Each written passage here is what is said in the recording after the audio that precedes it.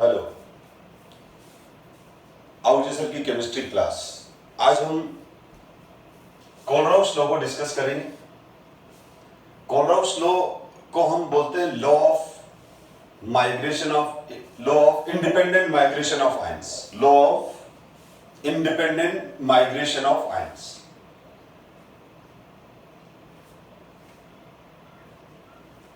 कोई भी जो इस लॉ के अकॉर्डिंग क्या है, इसको मैं एक एग्जांपल से एक्सप्लेन कर रहा हूं कि कोई भी एक सॉल्यूशन है और जब उस सॉल्यूशन इनफाइनाइटली डाइल्यूट हो जाता है, जीरो कंसंट्रेशन वाला सॉल्यूशन बन जाता है, तो इनफाइनाइटली डाइल्यूट सॉल्यूशन और जीरो कंसंट्रेशन वाला सॉल्यूशन हम किसको बोलते हैं? जहां इंटर आयोनिक इंटरेक्शन नेग्लिजिबल हो जाए, रेजिस्टेंस जीरो हो जाए, आयंस इंडिपेंडेंटली माइग्रेट करने लग जाएं। जैसा कि मैं इसको ऐसे एग्जांपल से समझाता हूं कि जैसे हम किसी रश वाले एरिया के अंदर इंडिपेंडेंटली माइग्रेट नहीं कर सकते हैं। क्यों नहीं कर सकते हैं? क्योंकि रश की वजह से हमारे को बार बार ब्रेक लगाने पड़ते हैं। जैसे जब कोई बस, कोई व्हीकल एक सिटी से दूसरी सिटी में जा रहा होता है, यानी उदयपुर से अहमदाबाद कोई बस जा रही है, ठीक है, तो जब वो उदयपुर सिटी से मूव करेगी तो इनिशियली तो वो स्लो मूव करेगी, क्योंकि बस मेन सिटी में से पास होके आगे बढ़ रही है। तो जब तक सिटी में है तो वो बहुत धीरे धीरे स्लो आगे बढ़ेगी, 20-25 की स्पीड से आगे बढ़ेगी। फिर क्या होगा उसके बाद? जैसे जैसे जैसे वो सिटी से दूर होती जाएगी, रश कम होता जाएगा, उसकी स्पीड बढ़ती हुई 30, 40, 50 किलोमीटर पर आवर होने लग जाएगी। और जैसे वो 6 लेन हाईवे पे आ गई, प्लेन रोड पर आ गई, जहां बीच में डिवाइडर लगा हुआ है, तो वो अपने इंडिपेंडेंट माइग्रेशन पे आ गई। 80 किलोमीटर पर आवर की स्पीड से भी चलने लग जाती है।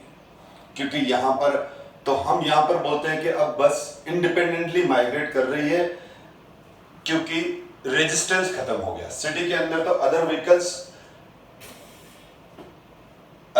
जो थे और कंजेस्टेड था सिटी, तो उसका रेजिस्टेंस था वहां पर।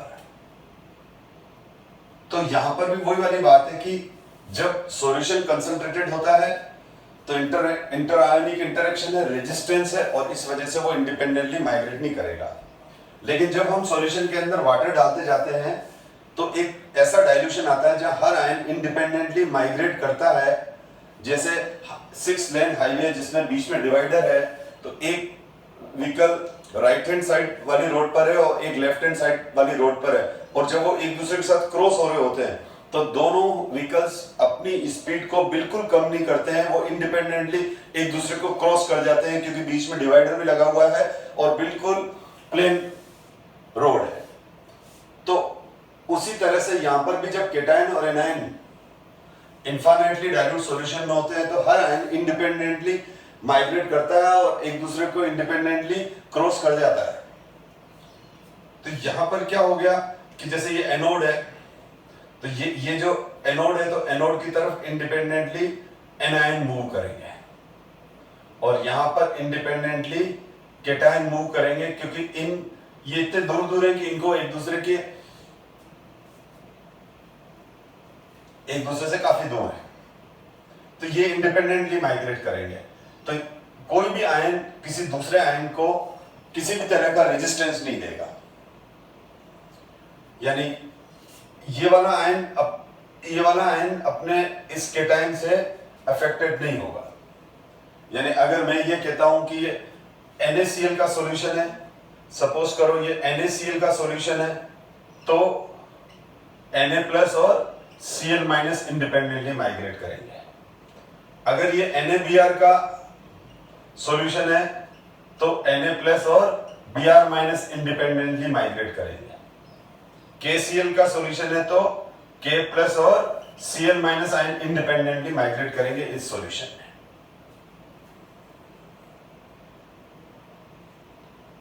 अब ये NaCl का सॉल्यूशन है तो Na+ और Cl-। अब मैं इसको एक और एग्जांपल से एक्सप्लेन कर रहा हूं कि मेरे पास दो सॉल्यूशन है, एक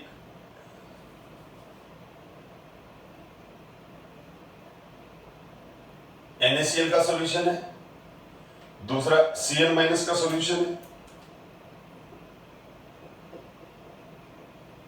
एक NaCl का सॉल्यूशन है और दूसरा NaBr का सॉल्यूशन है।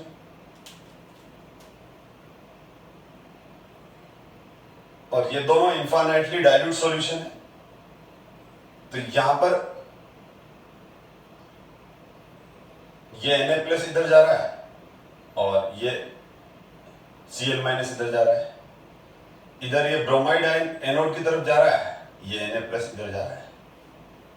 तो यहां पर जो Na+ का आयनिक कंडक्टेंस है, मोलर आयनिक कंडक्टेंस Na+ का, ये सुपरस्क्रिप्ट 0 कंसंट्रेशन या इनफाइनाइट डाइल्यूशन को बता रहा है। और यहां पर ये जो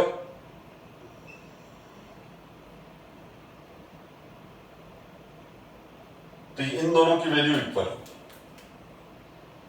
दोनों सेम इलेक्ट्रिक फील्ड में, दोनों इनफाइनाइटली डाइल्यूट सॉल्यूशन में है। तो NaCl के सॉल्यूशन में Na+ का मोलर आयनिक कंडक्टेंस और NaBr के सॉल्यूशन में Na+ का मोलर आयनिक कंडक्टेंस दोनों सेम होंगे। यानी इस Na+ आयन का जो आयनिक कंडक्टेंस है इनफाइनाइट डाइल्यूट सॉल्यूशन में, वो क्लोराइड पे डिपेंड नहीं करेगा। इस ब्रोमाइड आयन का, इस Na+ आयन का जो आयनिक कंडक्टेंस है वो इस ब्रोमाइड आयन से अफेक्टेड नहीं होगा अगर सॉल्यूशन इनफाइनाइटली डाइल्यूट है। तो इसका मतलब ये हुआ कि अगर दोनों में सेम इलेक्ट्रिक फील्ड अप्लाई कर रखा है तो दोनों की मोलर आयनिक कंडक्टेंस सेम होगी। यानी molar ionic conductance infinite dilution पे अपने को आयन पे डिपेंड नहीं करती है। मतलब NaCl के अंदर जो क्लोराइड आयन, जो Na+ का, NaCl में जो Na+ का आयनिक मोबिलिटी है, आयनिक कंडक्टेंस है, वो क्लोराइड आयन पर डिपेंड नहीं करेगी। उसी तरह से NaBr के सॉल्यूशन में अगर ये इनफाइनाइटली डाइल्यूट है तो ये Na+ का आयनिक कंडक्टेंस इस ब्रोमाइड आयन पर डिपेंड नहीं करेगा, तो दोनों इक्वल होगी। इसको मैं वापस उसी बस वाले एग्जांपल से एक्सप्लेन कर रहा हूं। तो जो बस 6 लाइन हाईवे पर उदयपुर से अहमदाबाद की तरफ जा रही है तो वो 80 किलोमीटर/आवर की स्पीड से जा रही है सपोज। अब डिवाइडर लगा हुआ है और डिवाइडर के उस तरफ एक ट्रक आ रहा है 60 किलोमीटर की स्पीड से, और जब वो क्रॉस हो जाएंगे तो बस की स्पीड कितनी रहेगी? 80 किलोमीटर ही रहेगी। हमारा बस Na+ है, ठीक है। अब बस और आगे चली थोड़ा सा, 80 किलोमीटर की स्पीड से जा रही है, सामने से बड़ा ट्रोला आ रहा है डिवाइडर के उस तरफ 30 किलोमीटर की स्पीड से, तो भी वो क्रॉस कर जाएगा। यानी मेरे कहने का मतलब, जब बस 80 किलोमीटर की स्पीड से आगे प्लेन रोड पर मूव कर रही है तो रोड के उस पार कोई भी व्हीकल किसी भी स्पीड से जा रहा है, उस व्हीकल की नेचर और उस व्हीकल की स्पीड पे जो डिवाइडर के उस पार है, बस की स्पीड उससे अफेक्टेड नहीं होगी। यानी बस चल रही है, यहां से कोई भी व्हीकल निकल जाए, बस चली जाए, यहां से दूसरी बस निकल जाए, यहां से ट्रक निकल जाए, ट्रोला निकल जाए, कार निकल जाए, लेकिन बस अपनी इंडिपेंडेंट माइग्रेशन से चलेगी, क्योंकि वो अपने सामने क्रॉस होने वाले व्हीकल पर डिपेंड नहीं करेगी। तो वही वाली चीज यहां है कि NaCl का इनफाइनाइट डाइल्यूट सॉल्यूशन है तो Na+ का जो आयनिक कंडक्टेंस है वो फिक्स है, इंडिपेंडेंटली माइग्रेट कर रहा है, यहां पर भी इंडिपेंडेंटली माइग्रेट कर रहा है, तो दोनों में एक ही होगी। इस कंक्लूजन से हमको एक कंसेप्ट क्लियर हो गया कि हर आयन की जो आयनिक कंडक्टेंस होती है पर्टिकुलर इलेक्ट्रिक फील्ड में इनफाइनाइट डायरेक्शन पे वो कांस्टेंट होती है। जैसे किसी डिफरेंट लिक्विड के बॉइलिंग पॉइंट कांस्टेंट फिक्स होते हैं, वाटर का बॉइलिंग पॉइंट 100, एसीटोन का बॉइलिंग पॉइंट 58, क्लोरोफॉर्म का बॉइलिंग पॉइंट 78 डिग्री। तो अलग अलग लिक्विड का बॉइलिंग पॉइंट अलग अलग है, लेकिन पर्टिकुलर लिक्विड का बॉइलिंग पॉइंट फिक्स है। तो उसी तरह से हर आयन की एक आयनिक कंडक्टेंस की वैल्यू होती है जो फिक्स होती है, वो इनफाइनाइट डाइल्यूट सॉल्यूशन के अंदर को आयन पर यानी इसके साथी आयन पर डिपेंड नहीं करती है। नंबर 1। नंबर 2, अब इस सॉल्यूशन के अंदर इस सॉल्यूशन की जो मोलर आयनिक कंडक्टेंस है, ये NaCl का जो मोलर आयनिक कंडक्टेंस है, ठीक है, वो कितना हो जाएगा? Molar ionic conductance of Na plus and molar ionic conductance of Cl minus.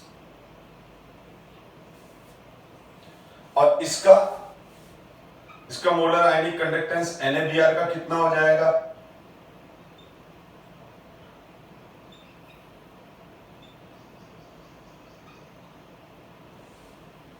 ये हो जाएगा, इन दोनों का सम होगा। तो इसका मतलब ये हो गया कि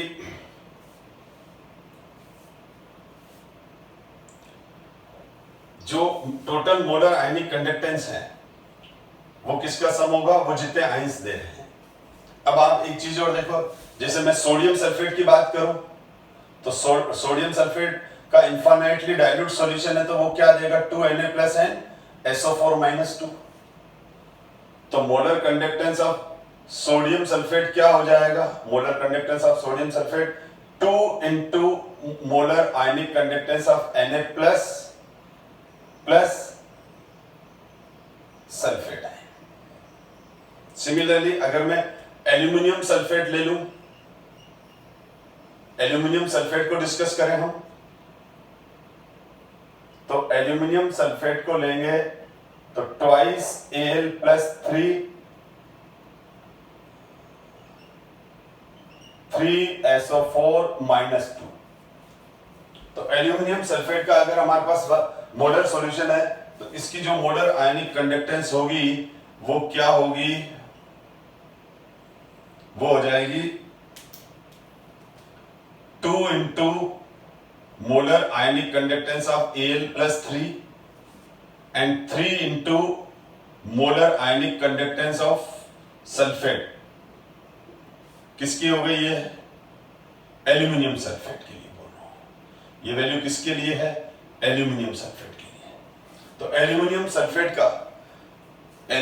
सल्फेट का जो मोलर आयनिक कंडक्टेंस है एल्यूमिनियम सल्फेट का, वो क्या हो जाएगा? 2 into molar ionic conductance of Al plus 3, क्योंकि 2 Al प्लस 3 आयन दे रहा है, and plus 3 into sulphate molar ionic conductance of sulphate, क्योंकि ये 3 सल्फेट आयन दे रहा है, तो ये 2 हो जाएगा और ये 3 हो जाएगा। 3 ये यहां से लिया और 2 ये यहां से लिया।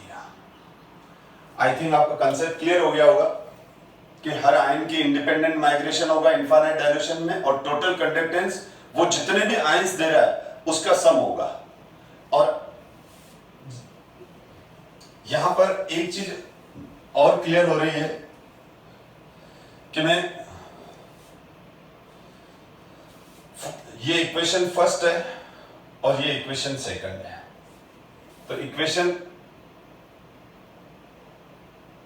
अगर मैं इक्वेशन सेकंड माइनस फर्स्ट कर दूं, फर्स्ट माइनस सेकंड कर लेते हैं, चलो फर्स्ट माइनस सेकंड कर दूं। फर्स्ट क्या है? Molar ionic conductance of NaCl minus molar ionic conductance of NaBr। तो ये डिफरेंस किसके बराबर आ जाएगा? इसकी वैल्यू पुट कर लेते हैं, प्लस ये मैंने वैल्यू रख दी NaCl की माइनस NaBr की।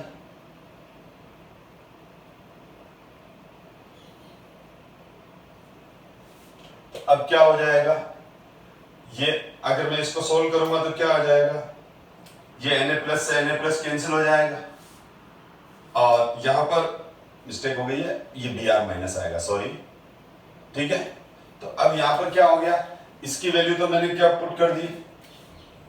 इसकी वैल्यू तो मैंने फर्स्ट माइनस सेकंड की, तो इसकी वैल्यू तो ये रख दी और इसकी वैल्यू ये रख दी मैंने। तो अब ये जो डिफरेंस है वो किसके बराबर आया?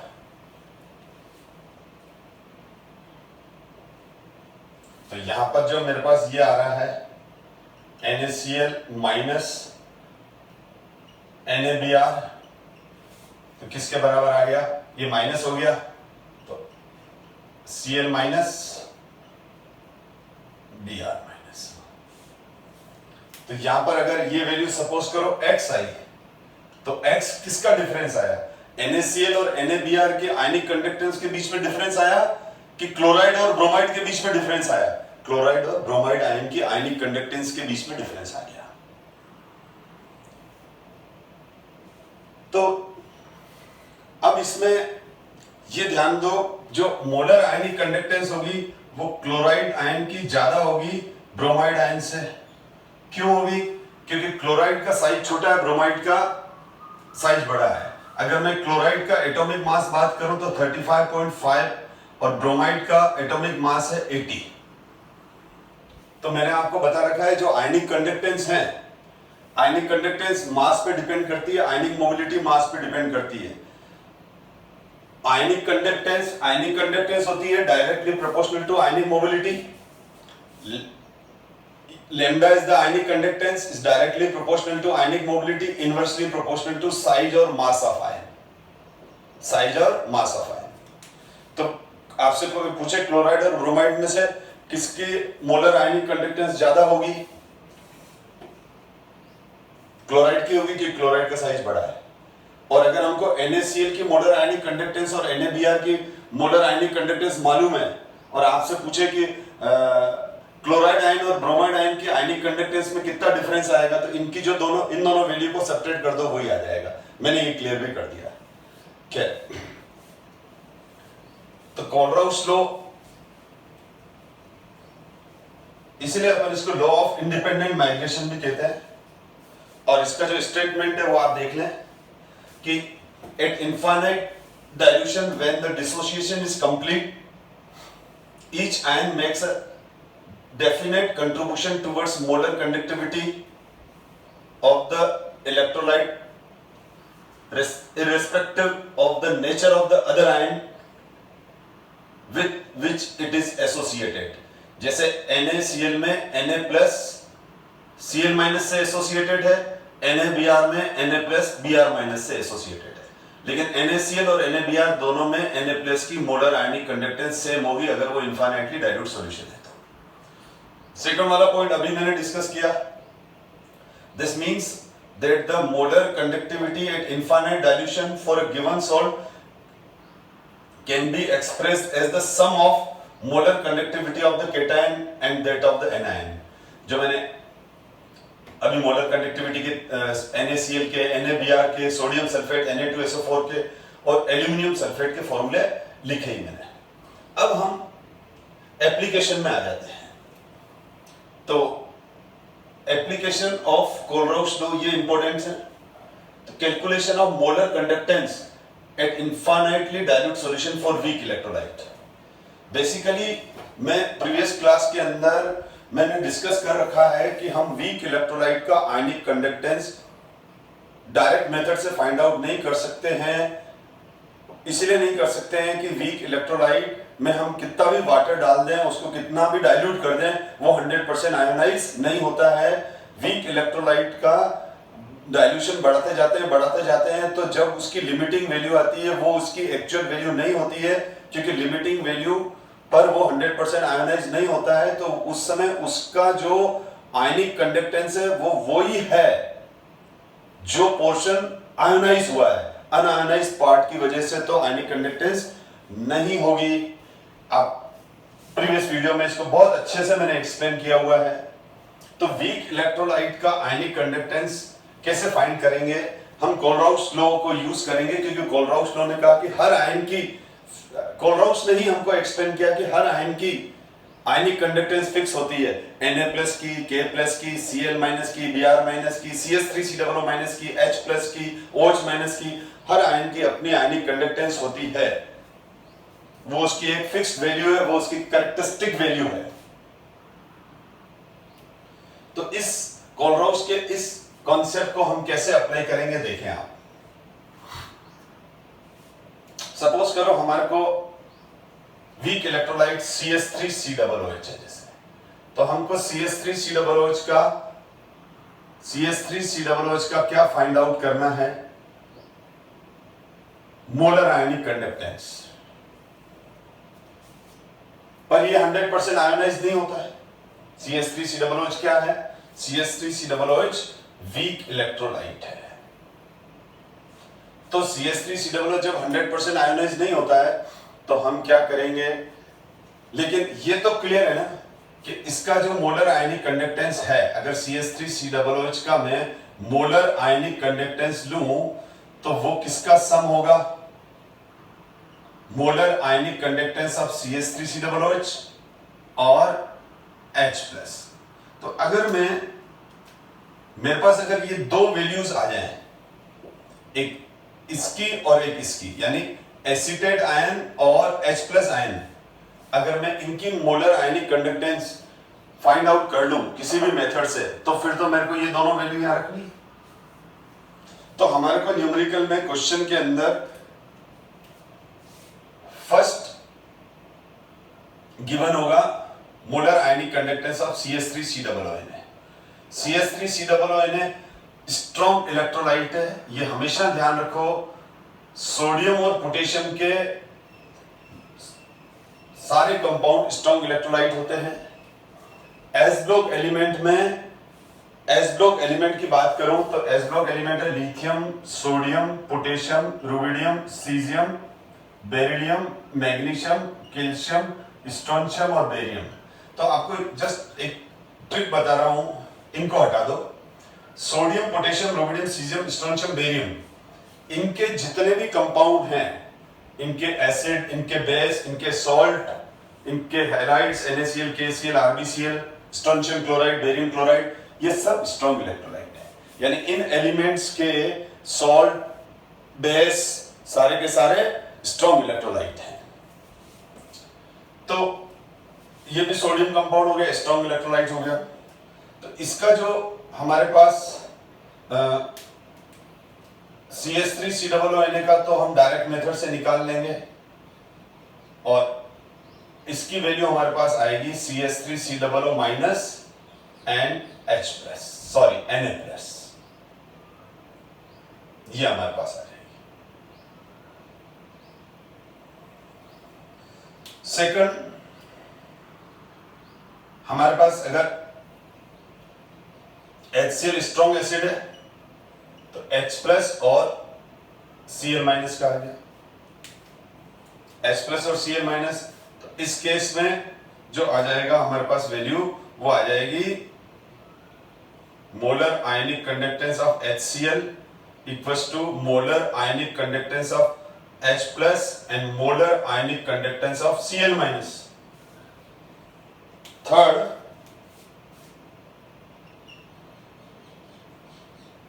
NaCl, ये हमको वैल्यू गिवन होगी, और इसका जो सम है वो आ जाएगा lambda NaCl, lambda Na+ and lambda Cl-। तो हमारे को फर्स्ट, सेकंड, थर्ड इनकी कोई वैल्यू गिवन होगी, न्यूमेरिकल वैल्यू गिवन होगी। सपोज वो x, y, z रेस्पेक्टिवली है।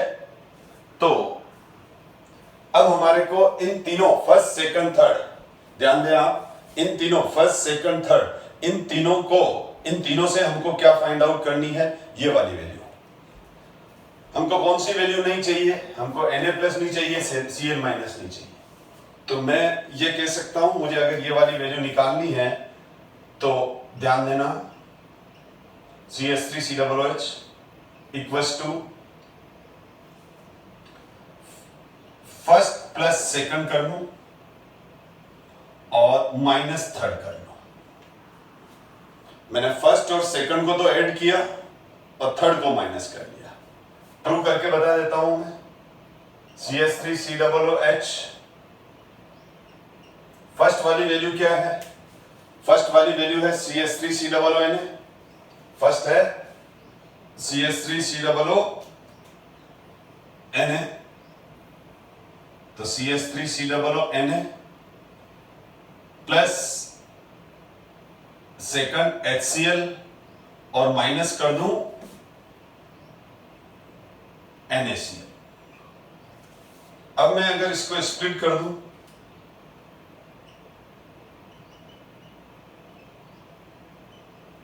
तो ये वाली जो वैल्यू है इसकी वैल्यू इसको मैं स्प्लिट कर रहा हूं,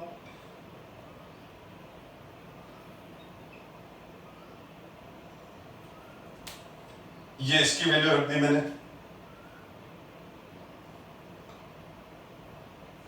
सिमिलरली फिर मैं अब इस पे आ रहा हूं,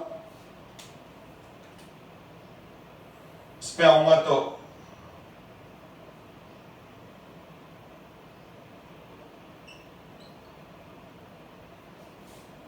ये वैल्यू इसकी स्प्लिट कर दी मैंने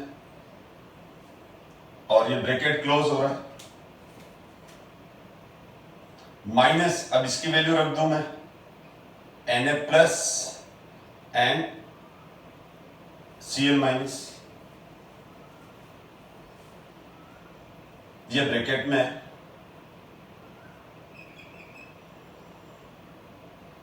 और ये यहां माइनस है।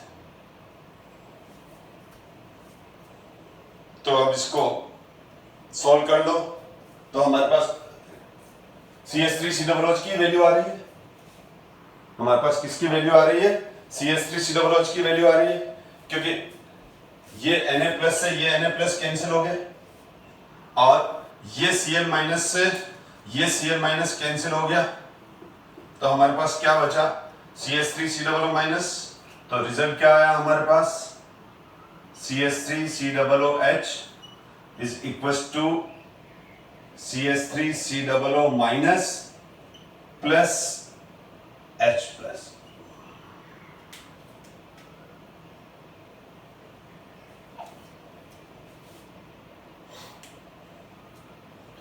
तो हम इस तरह से किसी भी वीक इलेक्ट्रोलाइट की फाइंड आउट करेंगे, हम इसके क्वेश्चंस करेंगे।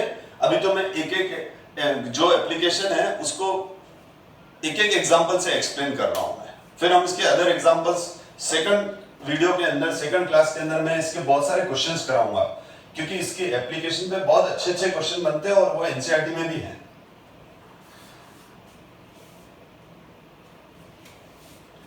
अब सेकंड एप्लीकेशन है इसकी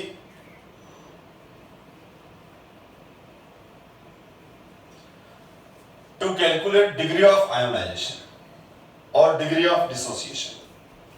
तो इसका डिग्री ऑफ आयोनाइजेशन और डिग्री ऑफ डिसोसिएशन क्या है, तो अब अपन देखते हैं calculation of degree of dissociation of weak electrolyte, ये इसकी नेक्स्ट एप्लीकेशन है। तो डिग्री ऑफ डिसोसिएशन को हम अल्फा सिंबल से डिनोट करते हैं।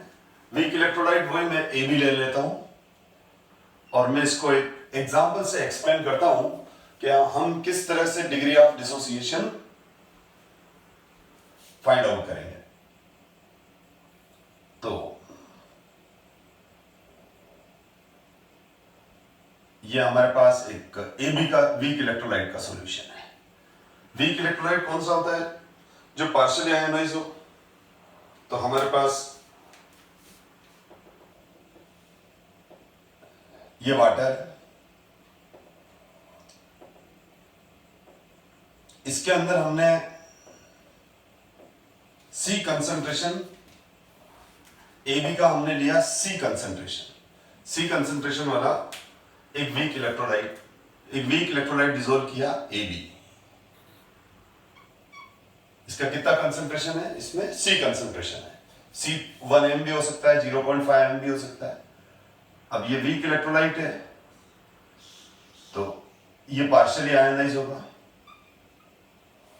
अब जब ये पार्शियली आयनाइज हुआ तो अब इसका अनआयनाइज पार्ट भी है और आयनाइज पार्ट भी है। सपोज करो हमने यहां लिया 1 तो 0 0 कब, बिफोर आयनाइजेशन। पर जैसे हमने AB को इसमें डाला तो AB का अल्फा पार्ट, अल्फा क्या है, alpha is the degree of dissociation. ये तो अल्फा A प्लस मिलेंगे, अल्फा B माइनस मिलेंगे। सपोज करो, जस्ट एक्सप्लेन करने के लिए बता रहा हूं कि 10 मॉलिक्यूल AB के आयोनाइज हुए, 10 मॉलिक्यूल AB के आयोनाइज हुए, तो 10 A प्लस मिलेंगे और 10 B माइनस मिलेंगे। मैंने इनिशियली 100 पार्टिकल लिए, मैंने AB के इनिशियली 100 पार्टिकल लिए, उसमें से 10 आयोनाइज हो गए, तो 100 माइनस 10, तो 10 आयोनाइज हो जाएंगे, तो क्या हो जाएगा 10 A प्लस मिलेंगे और 10 B माइनस मिलेंगे। तो अल्फा या 10% हुआ, 100 पे 10 हुआ, तो ये 1 माइनस अल्फा अल्फा। पर जरूर थोड़ी कि हम 1 मोल पर लीटर वाले ही सॉल्यूशन ले, अगर हमने C कंसंट्रेशन का लिया है तो उसको C से मल्टीप्लाई कर दूंगा मैं। तो मेरे पास ये AB वीक इलेक्ट्रोलाइट का ये सॉल्यूशन है, और ये जो वीक इलेक्ट्रोलाइट का सॉल्यूशन है C कंसंट्रेशन वाला, इसमें ये अनआयनाइज्ड पार्ट भी है। इस सॉल्यूशन में क्या है, ये अनआयनाइज्ड पार्ट भी है और ये आयोनाइज्ड पार्ट भी है, दोनों पार्ट है। तो कंडक्टेंस केवल किसकी वजह से होगी, इस आयोनाइज्ड पार्ट की वजह से होगी। या आयनिक इक्विलिब्रियम स्टेब्लिश हो जाएगा, यानी AB A प्लस और B माइनस, यहां पर एक इक्विलिब्रियम स्टेब्लिश है। तो ये C कंसंट्रेशन वाला, तो अब मैं इस सॉल्यूशन की जो इस सॉल्यूशन का क्या मैं ले रहा हूं, मोलर आयनिक कंडक्ट, यह है molar ionic conductance of AB solution having C concentration. तो यहां मैं लिख रहा हूं molar ionic conductance of AB solution having C concentration, जिसका C कंसंट्रेशन है। कंसंट्रेशन को शॉर्ट में लिख देता हूं CO। तो यहां पर C कंसंट्रेशन वाला सॉल्यूशन है हमारे पास, ये C वाला, ये C कंसंट्रेशन।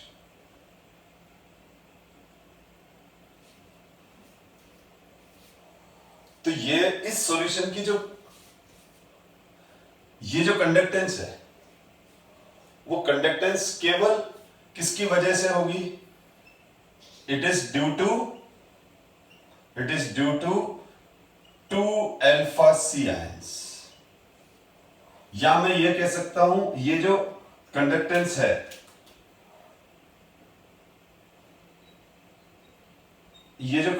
वो किसके डायरेक्टली प्रोपोर्शनल है, 2 अल्फा C आयंस के डायरेक्टली प्रोपोर्शनल है। यानी ये जो वैल्यू आई है हमारे पास, वो किसके डायरेक्टली प्रोपोर्शनल है, 2 अल्फा C। ये देख लो आप, जो कंडक्टेंस है वो केवल इसकी वजह से है ना,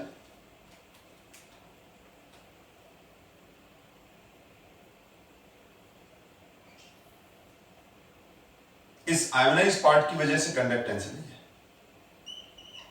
इस आयोनाइज्ड पार्ट की वजह से कंडक्टेंस है ये। और आयोनाइज्ड पार्ट कितना है हमारे पास, आयोनाइज्ड पार्ट है 2 अल्फा C। तो मैं ये लिख सकता हूं delta ABC is directly proportional to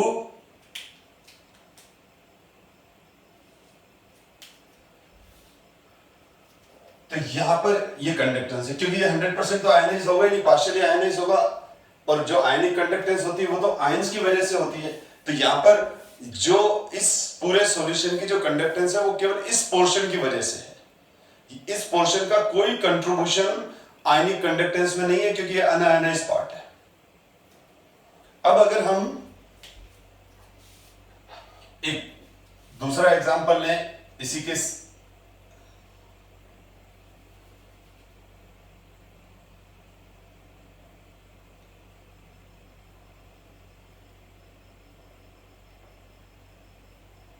देखिए आप, अब यहां पर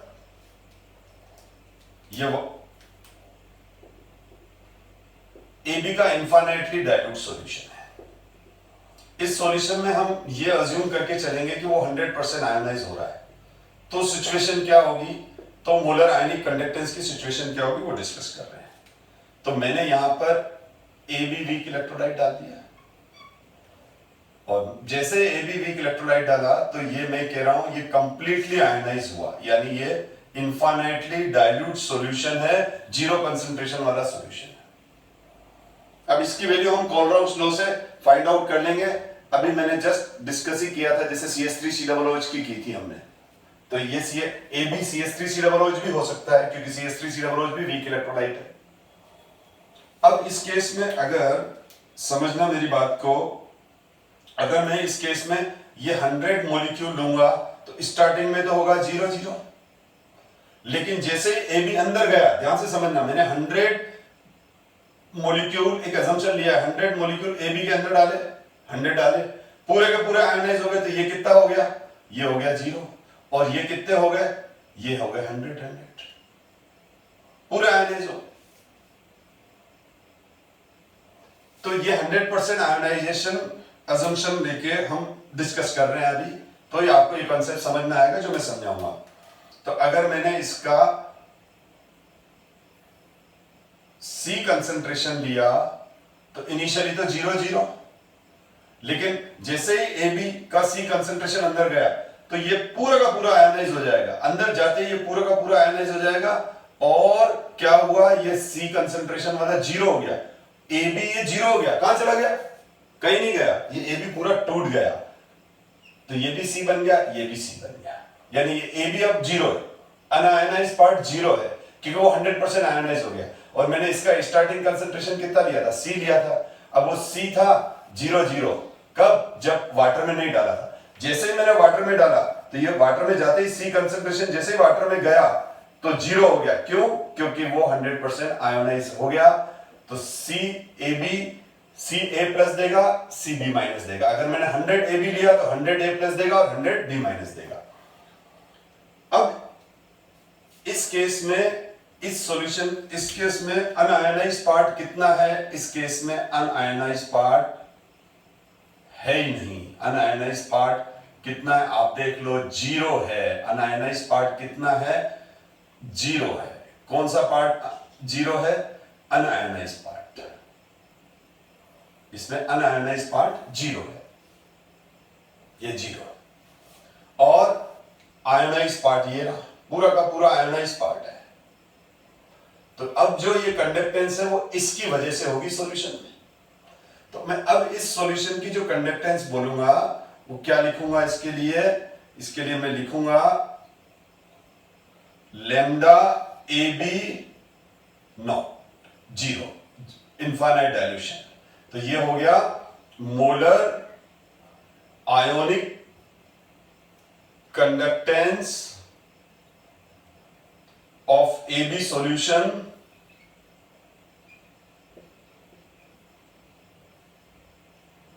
at infinite dilute solution, at infinite dilution,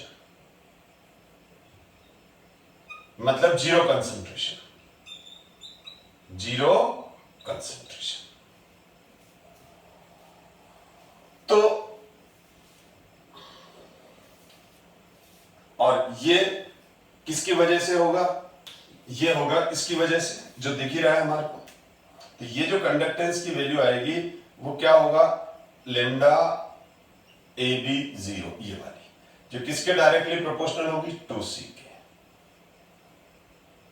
तो ये तो है 2C के डायरेक्टली प्रोपोर्शनल, और ये है 2 अल्फा C के डायरेक्टली प्रोपोर्शनल, यानी इट इज ड्यू टू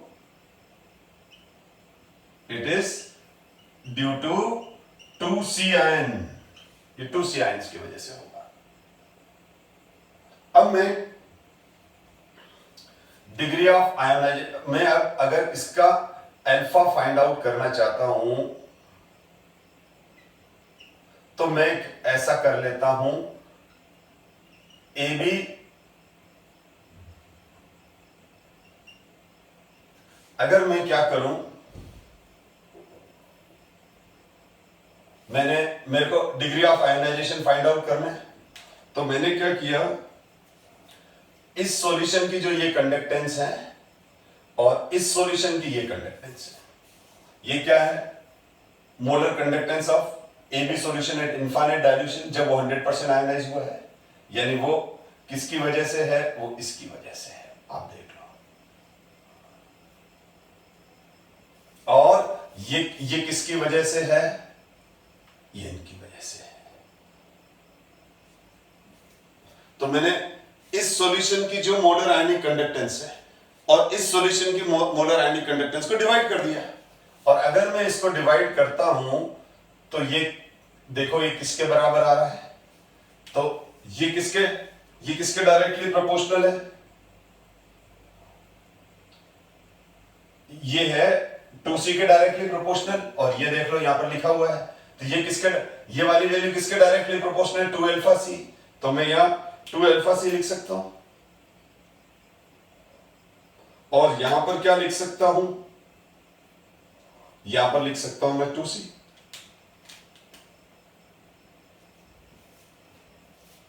तो आप देखें क्या है, दोनों में कंपैरिजन करें। ये वाली वैल्यू तो ये लिख दी मैंने, ये रही।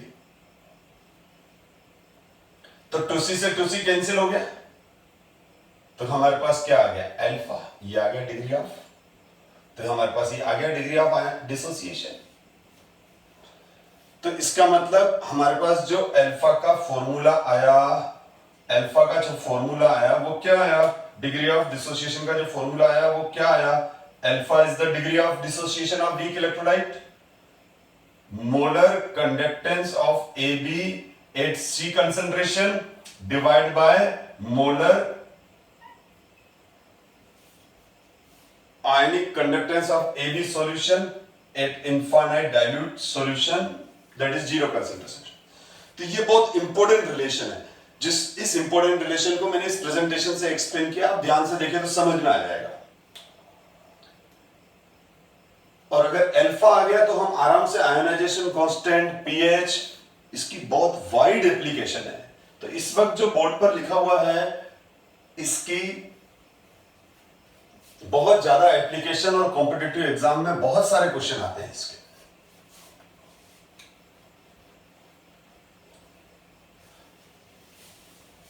अब हम डिग्री ऑफ आयोनाइजेशन डिस्कस कर रहे हैं वीक इलेक्ट्रोलाइट का, क्योंकि डिग्री ऑफ आयोनाइजेशन कांस्टेंट और डिग्री ऑफ आयोनाइजेशन किसका होता है? वीक इलेक्ट्रोलाइट का। वीक इलेक्ट्रोलाइट ही आयनिक इक्विलिब्रियम मेंटेन करता है।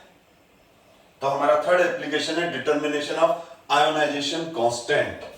यहां आयोनाइजेशन कांस्टेंट को मैं यहां आयोनाइजेशन कांस्टेंट को के इक्विलिब्रियम के इससे रिप्रेजेंट करूंगा किसी भी वीक इलेक्ट्रोलाइट को। ये रहा वीक इलेक्ट्रोलाइट, जस्ट हमने अभी डिस्कस किया ही है। A plus B minus 1 0 0 before ionisation, 1 minus alpha, alpha and alpha पर C कंसंट्रेशन लिया, जस्ट अभी डिस्कस किया ही है मैंने, तो C से मल्टीप्लाई हो जाएगा। तो अभी किया ही था हमने 1 minus alpha into C, alpha C। ये अनआयोनाइज पार्ट, ये आयोनाइज पार्ट, आयोनाइज और अनआयोनाइज पार्ट के बीच में इक्विलिब्रियम एस्टेब्लिश हो जाता है। और जब आयोनाइज और अनआयोनाइज पार्ट के बीच में इक्विलिब्रियम एस्टेब्लिश हो जाता है तो हम बोलते हैं आयनिक इक्विलिब्रियम एस्टेब्लिश हो गया। तो आयनिक इक्विलिब्रियम एस्टेब्लिश हो गया तो इसमें हम इक्विलिब्रियम कांस्टेंट फाइंड आउट कर सकते हैं, जिसमें हम लॉ ऑफ मास एक्शन लगाएंगे। 11th में हम पढ़ चुके हैं लॉ ऑफ मास एक्शन। उसमें एक्टिव मास ऊपर क्या आ जाता है? Active mass of products. तो यहाँ A प्लस और B माइनस प्रोडक्ट है, A प्लस और B माइनस, और AB इज द रिएक्टेंट, ये AB इज द रिएक्टेंट। अब हम इसमें A प्लस की वैल्यू ये पुट कर देंगे, B प्लस की वैल्यू, B माइनस की वैल्यू ये पुट कर देंगे, और ये वाली वैल्यू AB की है। तो यहां पर ये वैल्यू पुट करेंगे तो क्या आ जाएगा? Alpha C into alpha C 1 minus alpha into C। Is it clear? A plus alpha C है, B माइनस अल्फा C है, AB कितना है? 1 माइनस अल्फा C। ये इनिशियली है, इक्विलिब्रियम पर तो ये है, ये वाली सिचुएशन इक्विलिब्रियम पर है, एट इक्विलिब्रियम। तो इक्विलिब्रियम कांस्टेंट तो हम कब निकालेंगे? ये वाली वैल्यूज लेनी है हमको इक्विलिब्रियम पर। तो ये C से C कैंसिल हो जाएगा, तो क्या आ जाएगा अल्फा स्क्वायर सी 1 माइनस अल्फा। तो हमारे पास k की वैल्यू क्या आ जाएगी अल्फा स्क्वायर सी 1 माइनस अल्फा। अब अल्फा की वैल्यू हम कैसे फाइंड आउट करेंगे, जस्ट अभी मैं बता चुका हूं आपको। Alpha equals to molar ionic conductance of AB at C concentration और molar ionic conductance at infinite dilution. इसको हम कोलराउस लॉ से भी इसको हम कोलराउस लॉ से निकाल लेंगे, जैसे अभी हमने CH3COOH का निकाला था। अब ये वैल्यू यहां और यहां पुट कर लेंगे इस फॉर्मूले में, अल्फा की वैल्यू यहां पर पुट कर देंगे तो हमारे पास आ जाएगा। और बेस्ट ये कि अल्फा की वैल्यू पहले फाइंड आउट करके फिर अल्फा सीधा इसमें डाल दो। तो इस तरह से हम आयोनाइजेशन कांस्टेंट फाइंड आउट कर सकते हैं। फिर नेक्स्ट है solubility of sparingly soluble salt. तो सॉल्युबिलिटी कैसे फाइंड आउट करेंगे, तो सॉल्युबिलिटी फाइंड आउट करने के लिए स्पेरिंगली का मतलब क्लियर कर दूं, जो लेस सॉल्युबल हो, AgCl, BSO4, silver sulphate, silver bromide, ये सब स्पेरिंगली सॉल्युबल सॉल्ट है। तो ये मेरे पास, मैं एक AgCl का एग्जांपल ले लेता हूं। मेरे पास ये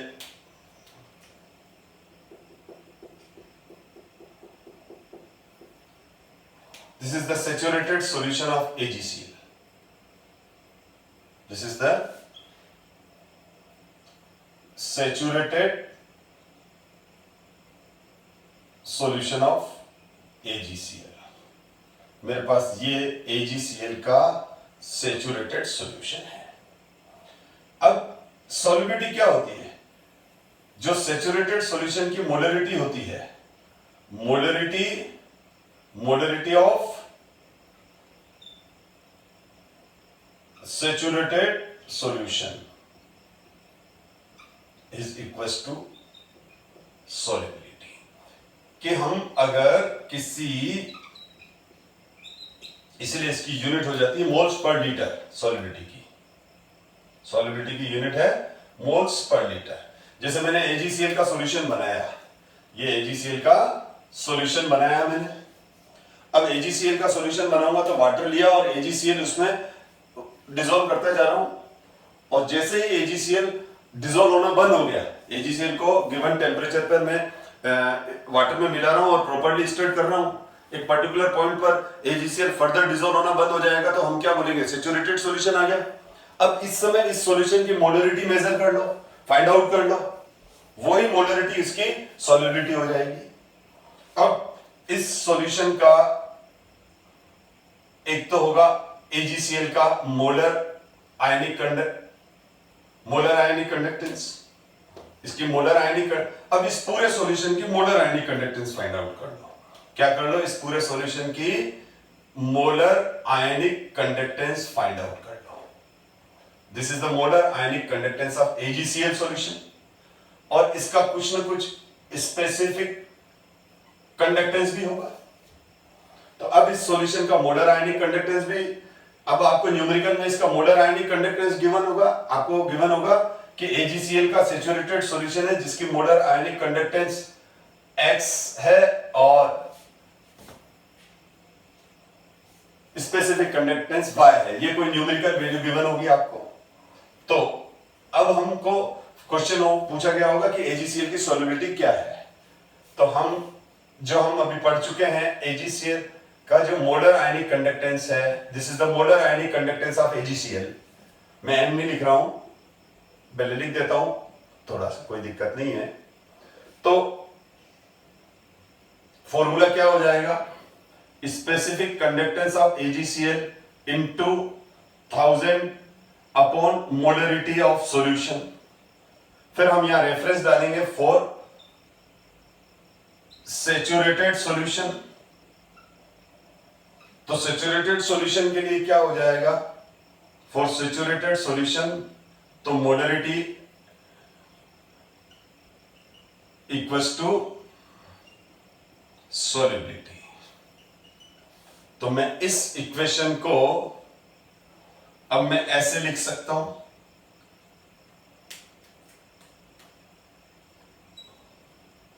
molar ionic conductance of AgCl is equals to specific conductance of AgCl into 1000। अब ये सॉल्यूशन में सैचुरेटेड है तो यहां मैं क्या लिख दूंगा, सॉल्युबिलिटी।